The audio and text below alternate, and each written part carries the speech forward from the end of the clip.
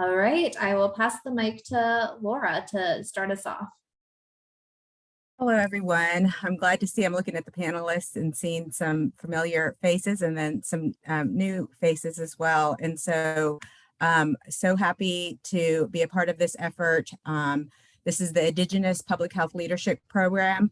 There's a great need to strengthen not only the tribal public health infrastructure, but also strengthening the capacity with public health workforce within Indigenous communities near and far. So we're just excited that you're joining us here, and we hope to be able to share this information and prompt you and into applying. And please share this information near and far.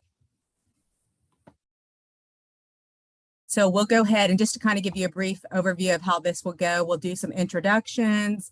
We'll do overview of partners. We'll give some more detail about the Indigenous Public Health Leadership Program, providing an overview, its components, some takeaways. We'll hit on the eligibility and requirements, as well as go over the application with screenshots and just go over that, as well as a Q&A session. We've come up with some frequently asked questions that we thought you guys might have, but and we'll also feel free to use the chat. And if there still remain some unanswered questions, or if you think of something after the fact, you can email us at indigenousleaders@nnphi.org. So I will go ahead and introduce myself. Again, my name is Laura Sawney. I've been working in tribal public health for many, many years, 15 plus years. When I say that, I'm like, oh my gosh, that's how long I've been in, the tribal public health world. I am a member of the Cherokee Nation. And so I'm just eager and honored to be here. And again, I have throughout my 15 plus years of working for various tribes throughout Indian country, I have always championed and we need strengthening of public health infrastructure, as well as increasing our tribal public health workforce. Nikki, go ahead, and if you would like to introduce yourself. Thank you, Laura. Hi, everyone. My name is Nikki Fernandez. I am a Senior Program Associate with the National Coordinating Center for Public Health Training at NNPHI, helping to support this program. And I will over to Hi, everyone. Hello again. My name is Upama Akhtaruzaman. I'm a program manager at NNPHI with the National Coordinating Center for Public Health Training. Very, very happy to support this program, and really, really exciting to look at the chat and see how many tribes and locations are represented. Layla Fox is also a senior program manager at NNPHI. Unfortunately, she's unable to join the webinar today, but she is also a part of our team. Next slide.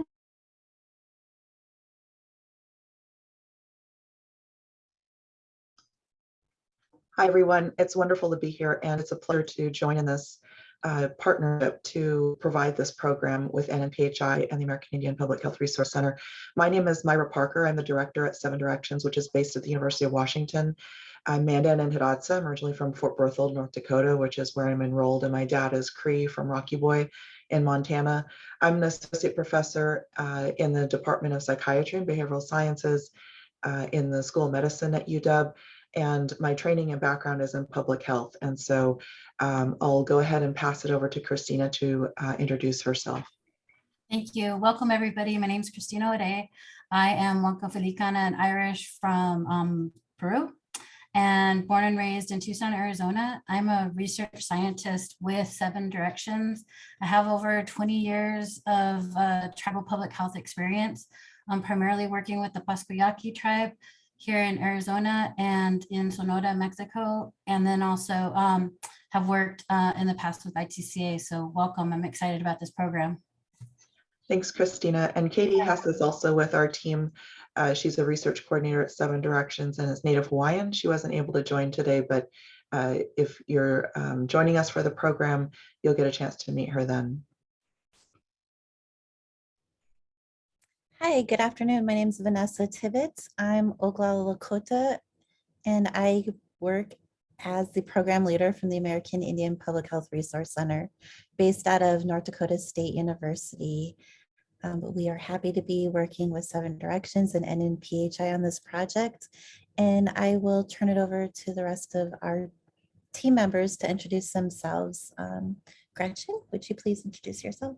Good afternoon, everyone. My name is Gretchen Dobrovich. I am the Policy Project Manager at the American Indian Public Health Resource Center, and I'll welcome everyone who has logged in today about this really exciting opportunity for emerging public health leaders in tribal nations. Hi everyone, my name is Diana Hawkins and I'm an enrolled member of the Sistenwapton Oyate located in South Dakota.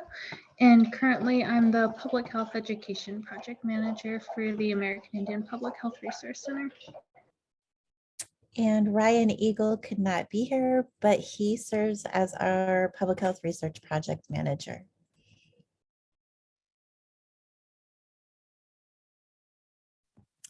So again, what is the Indigenous Public Health Leadership Program? So I think all of us are here for a passion, and that is to help improve the health, well-being, and quality of life of our people, you know, friends, family, our family here, that we want to be able to improve, again, health and wellness. And so that's part of public health that is impacting near and far. And so again, this is hoping to aim and geared towards emerging public health professionals. Indigenous tribal membership is going to be a requirement because, again, we're trying to strengthen and increase the numbers of tribal public health professionals. So again, in the next few slides, you're going to learn more about the Indigenous Public Health Leadership Program, and hopefully answer any questions that you might have, as well as to provide that overview of how this is going to unfold in the process. So next slide, please. So I'm going to share the primary components of this program. So members of this first cohort will be expected to complete 3 to 5 hours of self-guided training per month. And it is self-guided online modules, so you can complete this training on your own time. In addition to that monthly commitment, there is also 5 monthly virtual live sessions where you can connect with our team as well as your cohort, the other participants selected to be in this program as well.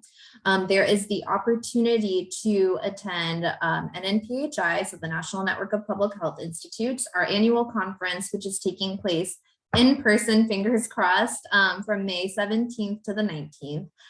The attendance will be funded, fully funded. However, we understand that there are barriers to travel. Of course, we are still living through a pandemic, and so that attendance is not required to participate in the program and will not impact your eligibility if that's a concern while you are applying. It's meant to just be a value add to meet in person and connect with other public health professionals. And then, of course, developing an individualized development plan for professional growth, so you can take the networking and connections and knowledge that you gain through this program and be able to identify a plan to take your career to the next step or bring that knowledge back to your community and your organization. Next slide. All right, thank you, Upama. So I'll go over the key dates. So the applications to join this program are due on February 21st, and applicants will know by February 25th of their participation status, whether they were accepted into the program. And then March 7th is the deadline for participants to accept the invitation to the program. And then on March 16th will be the orientation for the program. And then on April 20th, we will have our first virtual session, and it will cover COVID-19 and pandemic planning. On May 16th, we'll have our first in-person session on climate change and emergency preparedness. And also the NNPHI annual conference will be from May 17th through 19th. And again, coming to this is not a requirement for you to be in the program. It's kind of a bonus. June 15th, we will have our next virtual session on health equity and social determinants of health. And on July 20th, we will have our next virtual session on mental health and resilience. And then on August 17th, we'll have our closeout session virtually.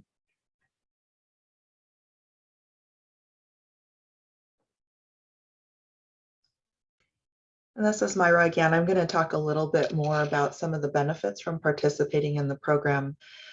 Our goal is that by participating with us in this program, tribal and urban Indian public health practitioners will gain a deeper set of skills and knowledge centered in public health competencies with an Indigenous focus. And so if you're familiar with the 8 domains of core competencies, they include data analytics, policy development, communication skills, health equity, community partnership skills, public health science skills, management and finance, and leadership and systems.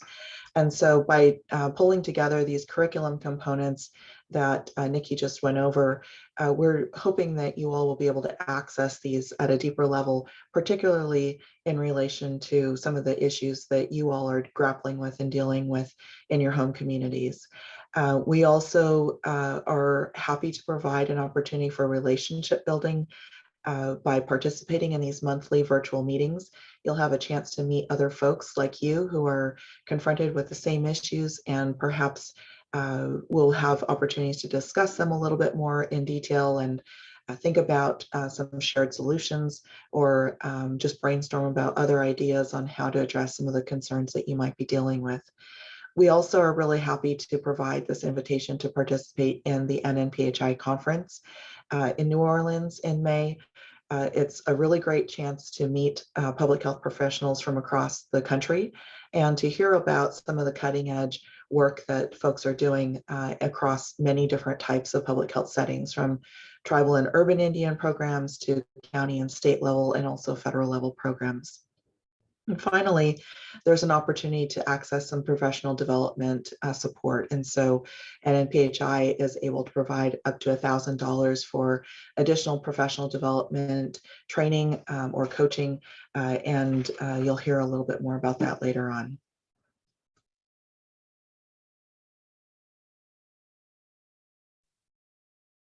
So who is eligible? Again, we're really pushing and promoting emerging tribal public health leaders. So all applicants will, we're hoping to, are going to work with tribal departments of health or Indian Health Service, both tribal and urban healthcare facilities, all serving American Indian and Alaska Native communities. And then again, we're pushing for emerging tribal public health leaders. You'll hear that key, emerging, in early career professionals from across programs and services that have worked directly or in collaboration with Tribal Department of Health or IHS, again, both tribal or urban. So again, we're just really pushing to get to strengthen and increase those numbers of tribal public health professionals. And we're really hoping to see that, you know, longstanding professionals that are already in and working and have been working will hopefully look to some of their colleagues that may be newer, again, developing, because we're trying to really target those emerging tribal public health professionals so that we can provide them those resources to really grow and strengthen that, which in turn is going to spread and be able to just increase that capacity of the tribal public health workforce. All right, so I can speak to the application process. The link to apply is on our website, which will be linked out in the last slide of this presentation as well, but it's a simple form. You don't need to email anything in, and it just asks a few general questions. We did not want this application process to be burdensome to anyone who is interested in applying. We just want to learn a little bit more about you, where your passions lie, what work you're doing, and how would you hope to benefit from this program. The last question on this application does ask about organizational support to participate in this program. And that is really, it does not have to be anything formal. It does not have to be anything signed, but it just essentially is, you know, a conversation with if whoever your superior is, or, you know, just your organization, letting them know that you might have to miss a little bit of what you have scheduled on at work to participate in our monthly virtual sessions, and possibly to travel to attend the NNPHI conference. And of course, if you have any questions about the application process, you can send an email to indigenousleaders@nnphi.org as well.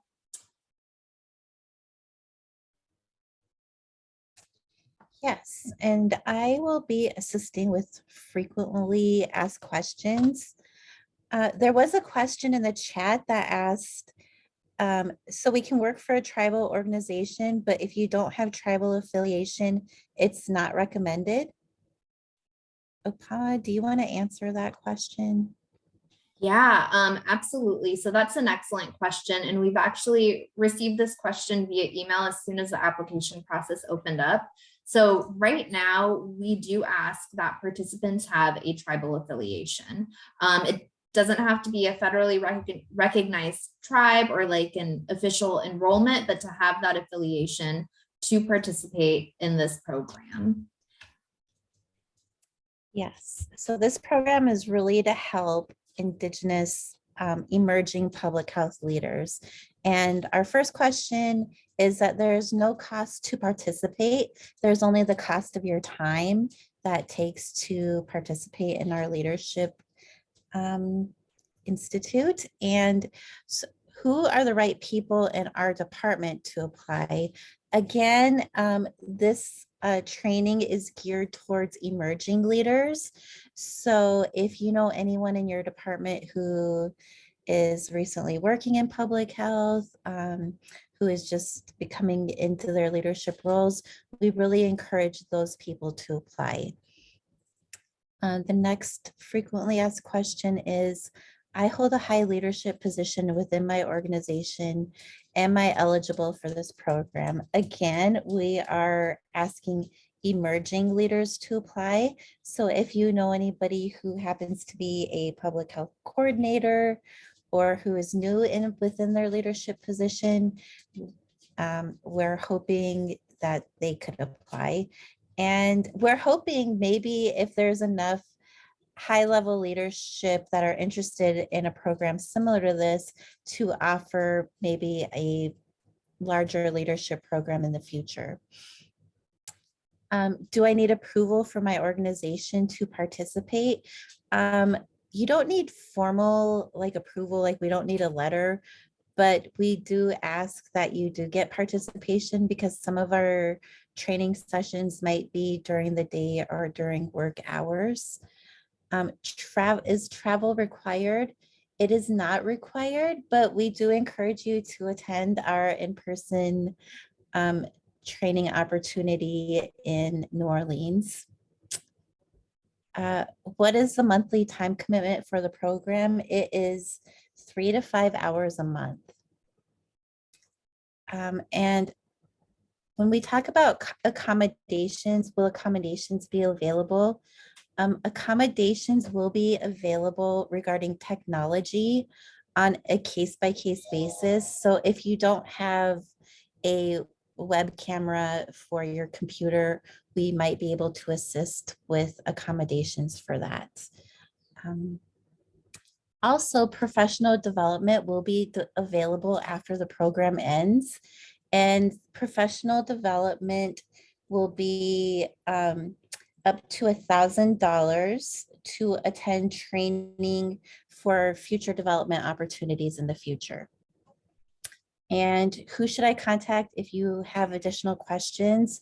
We have an email, and you can contact anybody from our panel, and any of us could help you with any questions. And I think the email is in the chat, indigenousleaders@nnphi.org. I just want to lift up that we got a question. Will you please quantify emerging and early career? Is this about years of experience, education level, number of years post-college? For instance, program managers are often in a weird spot. Are they emerging or already established? Excellent question. Actually, Myra, I see that you responded in the chat. Would you like to share it aloud? Sure, I think that's a really important point. So thank you for asking that question. We would like folks in that position to go ahead and explain that in your application. It would be really helpful for us to know a little bit more of the particulars because we know that there may be cases out there where you may be in a leadership role and yet could really benefit from some of the supports that this program offers. And we know also that there's a lot of diversity and access to resources across Indian country. And so we're definitely taking that into account in terms of reviewing the applications.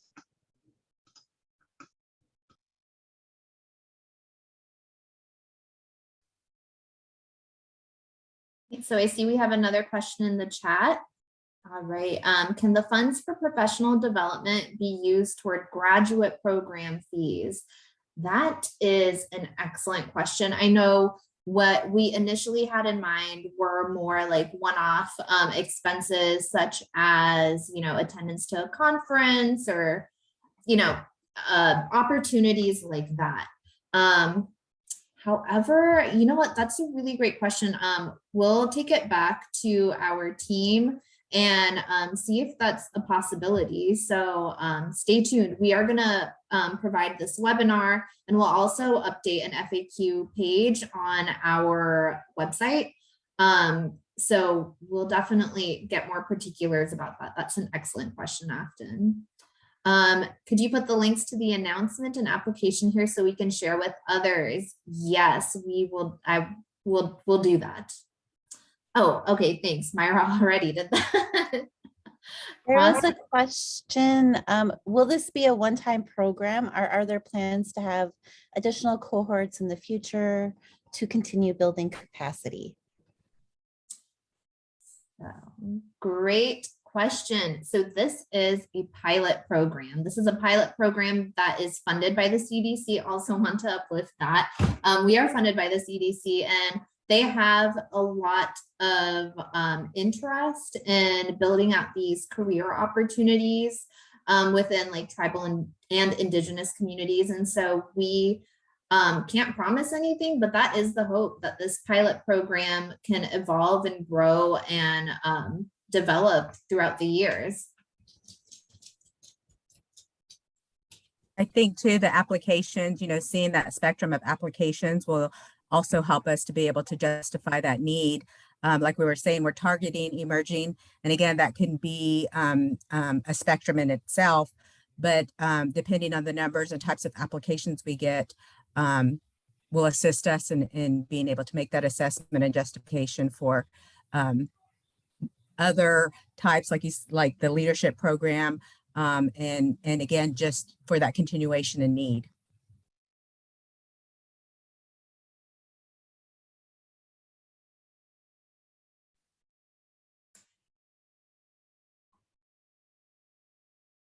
All right, okay, so Krista asks, how large will this cohort be?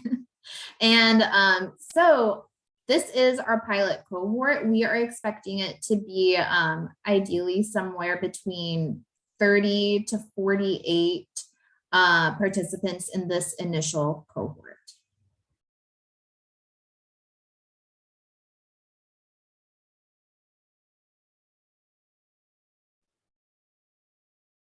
Oh, whoops, I see another question.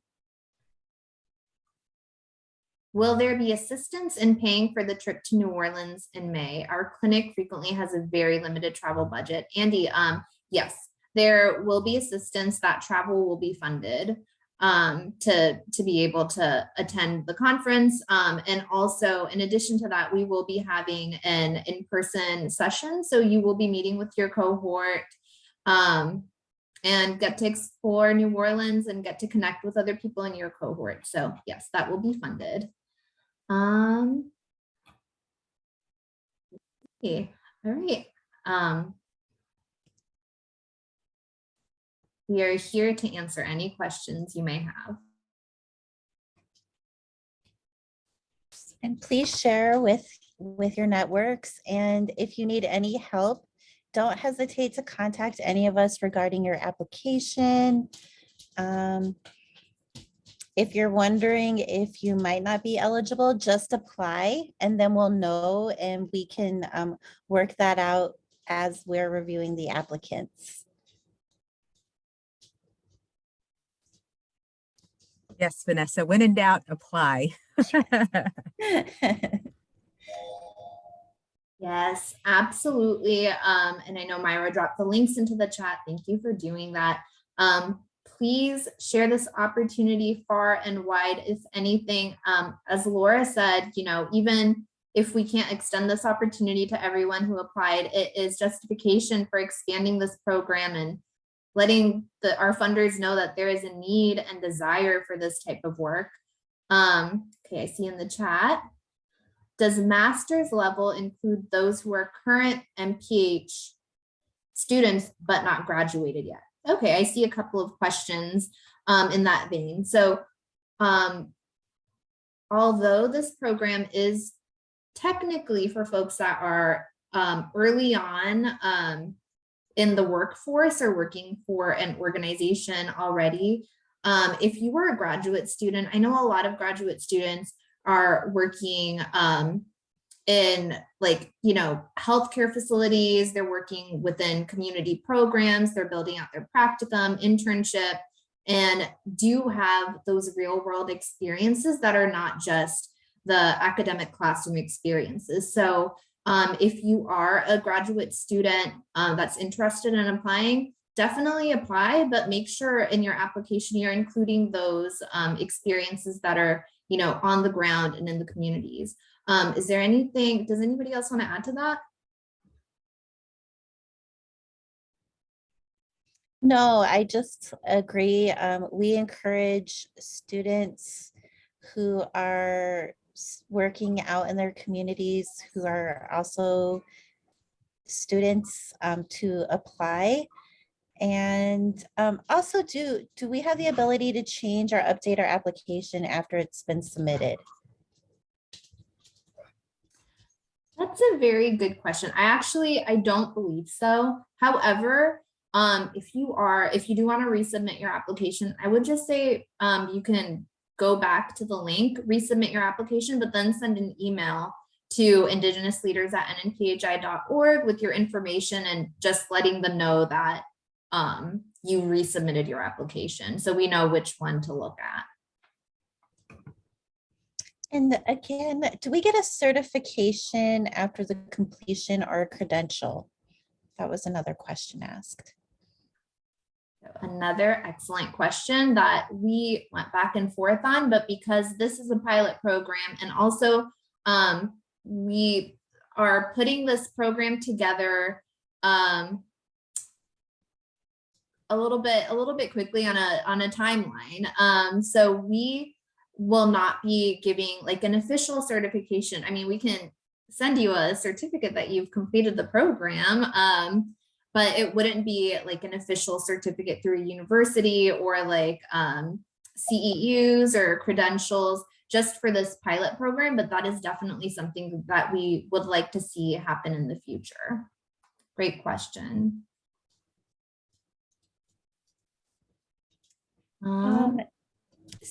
One more question. Can you speak a little about the learning objectives module content? Absolutely. Actually, would one of our partners would like to share a little bit more about the modules?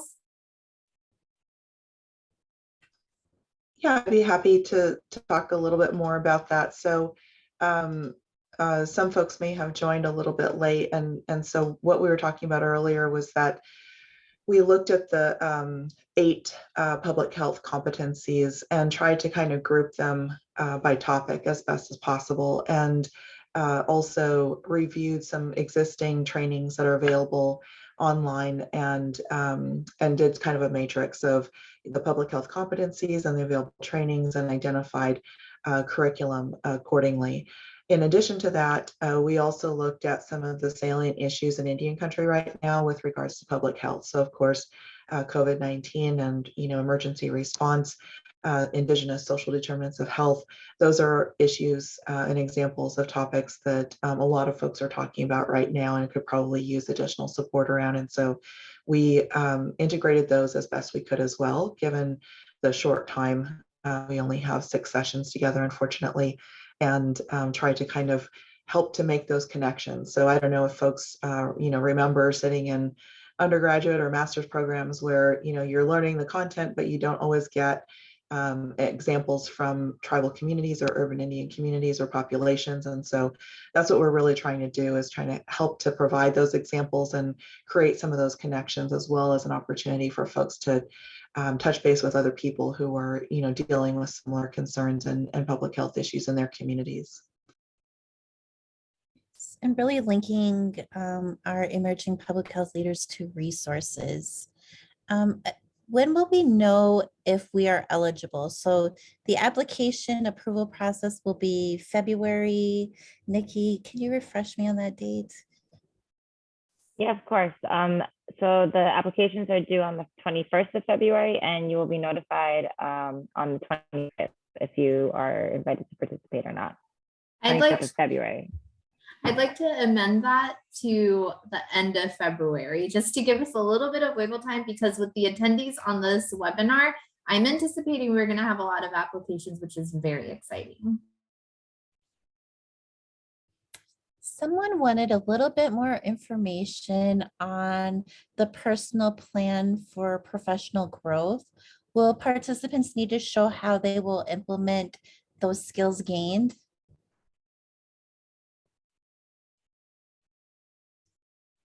I don't know if you can answer that, Apollo. So I will share what our initial conversations were around this. Essentially, what we would like is to work with each of the members of the cohort. Obviously, folks are applying because they're desiring to grow as a public health leader, and helping members of the cohort to define in which area that they would like to grow, what kind of professional development or further opportunities might make sense for them to grow in a certain area, or even like networking and connecting with people in different organizations or other public health leaders. So having a plan like that, which really, it's not necessarily for reporting purposes, like it's not something that you're going to get graded on, but it's just something that we would like each participant to have as a tool that they're taking with them in the future, a plan to continue their growth even after the program.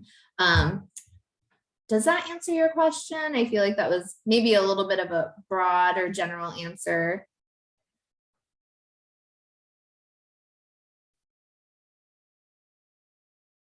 Okay, great. And also apologies, I think my internet connection is a little bit spotty, so I'm going to turn off my camera, but I'm still here.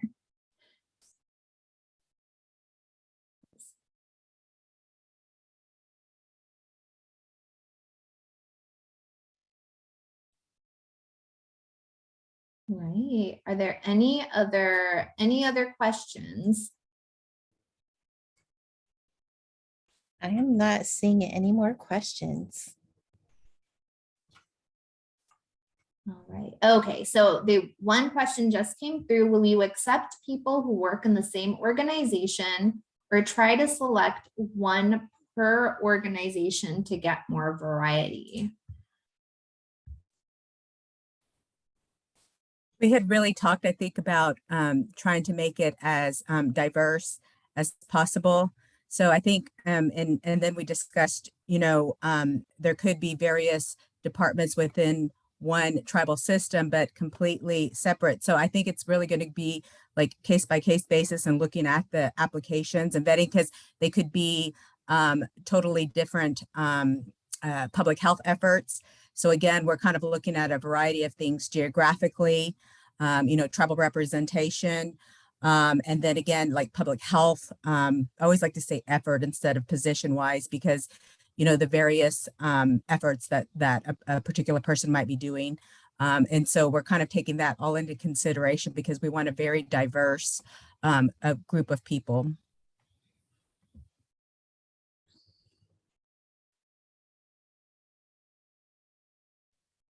All right, so I see another question in the chat. Is it the vision of the program to serve as a bridge to NPH programs geared toward Indian health? Are schools of public health involved in the conference? That is a great question. So I'm gonna try to answer this, but I'm looking for, also input from our partners. So the vision of this program, I wouldn't say it's necessarily a bridge to NPH programs. It's more, for folks that have completed NPH programs or are already working in the health or public health field and want to build upon those skills, because this program, it's I would say it's building upon some fundamental knowledge of the public health field. So I think in your question, I wouldn't necessarily say this program would be a bridge to NPH programs, but I do think, collaboration with other schools of public health is important.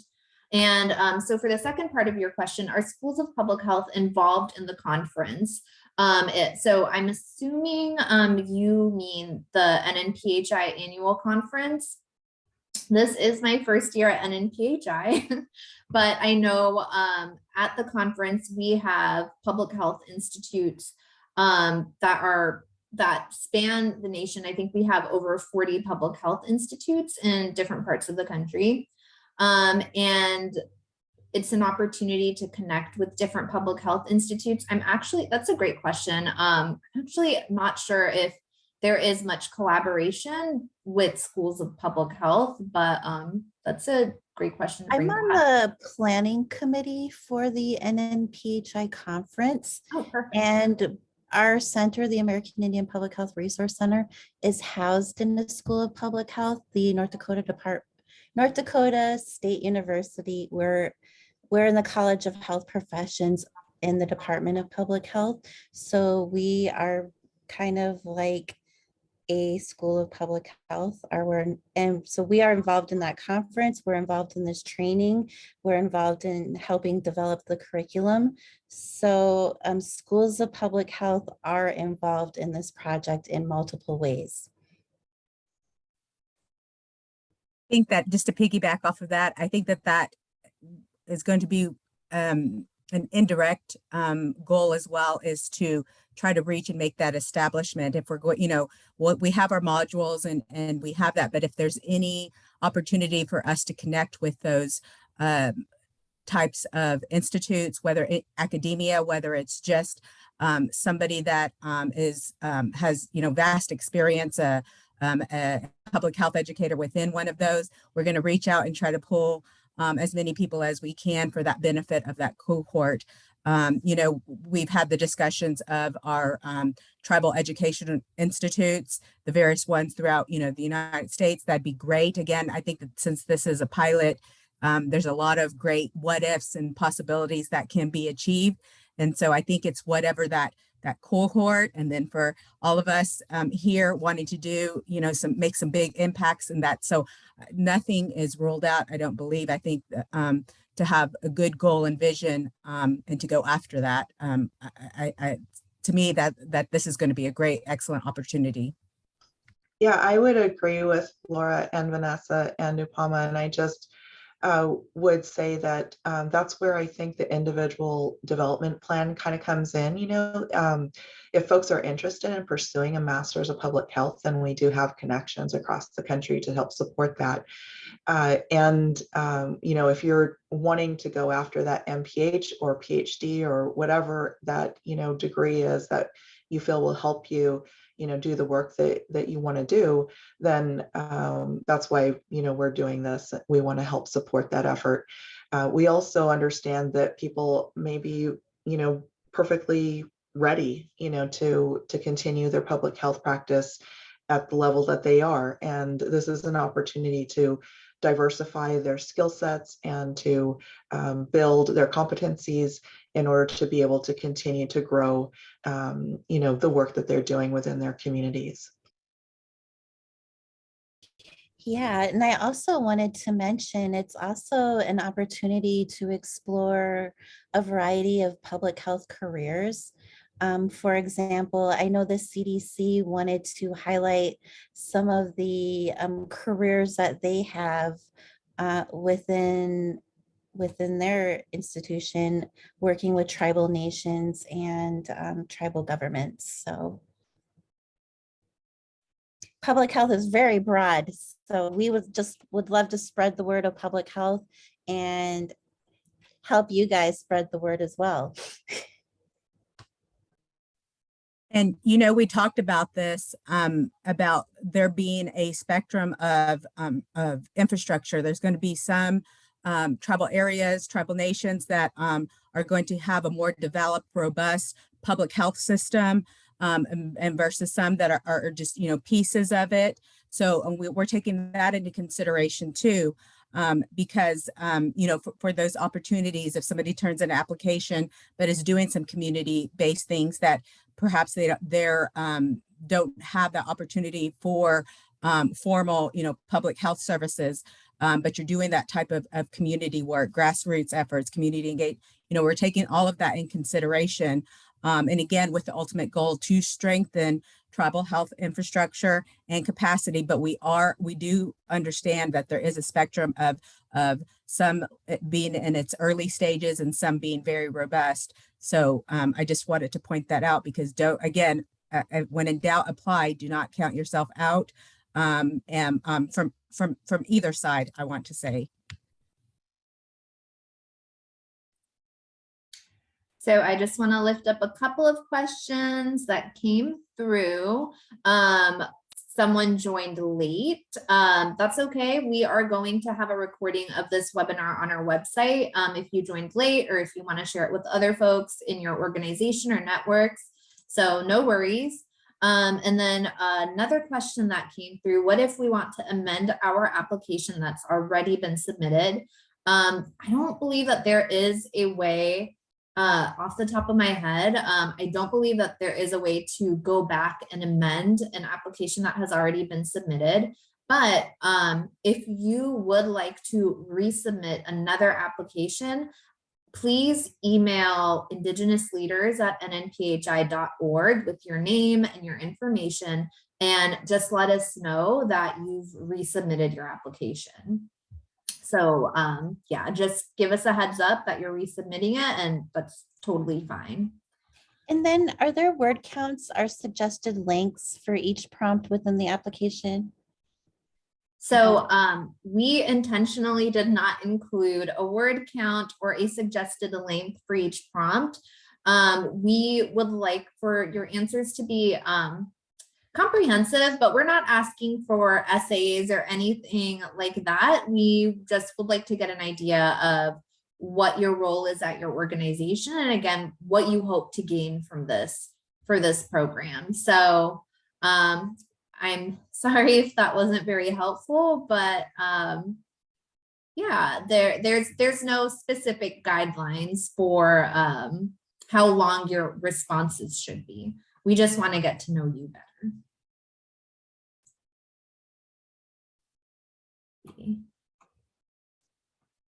All right, any other questions?